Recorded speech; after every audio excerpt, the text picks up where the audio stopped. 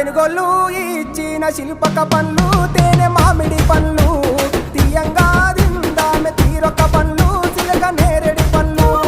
కాపంలో ఇచ్చిన మక్క కంకులు అవి పాల కంకులు కాల్చుకొని తిందాము కందికాయలు పచ్చి పల్లికాయలు గుజారి గుజారి మామిళ్ళ కిందో నల్ల మామిళ్ళ కింద కుసుమరోళ్ళేసిన కుందన బొమ్మ అది కుందన బొమ్మ